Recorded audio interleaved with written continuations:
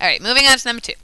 We were saying, given the function given by y equals x cubed plus x squared minus 8x plus 5, for all x such that x is between -3 and 3, and this is inclusive because we are including -3 and 3, so they're included. We want to know on what interval is the function concave up. As soon as you talk about concavity, that should make you think about the second derivative. And when the second derivative is positive, that's when something is concave up. So we're going to take our equation. We're going to take the first derivative, 3x squared plus 2x minus 8. Then we're going to take the second derivative, 6x plus 2. And this is what we need to look at. We want to know when this is positive. Best thing to do for that is to find out when it is either equal to 0 or undefined, because those are our possible inflection points. And this one will never be undefined because 6x plus 2 is just a line, always defined. But it could equal 0 when 6x equals -2 or when x is equal to -2 over 6, which is the same thing as -1 over 3. Okay, so first of all, check that this is inside our interval.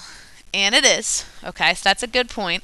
And we need to now look at it on a number line. So f double prime of x at -1/3. What's going on to the left and the right of it? So I'm going to plug a number less than -1/3, perhaps -1, and I'm going to plug it into the second derivative. So if I plug -1 in here, I'd have 6 times -1, or -6, plus 2. This would be a negative number. If I plug in a number to the right of -1/3, like, for example, 0, I'd have 6 times 0 plus 2, and that's going to be positive.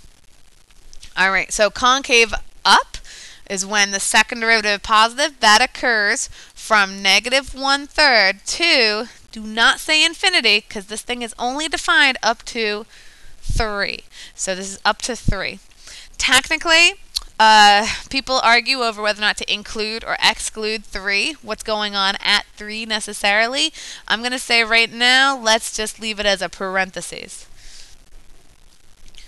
All right, on what interval is the function concave down? Well, we've already done all the work for this. Concave down is when the second derivative is specifically negative.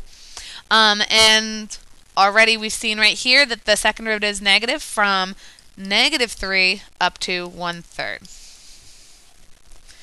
All right, find the x-coordinate of all points of inflection.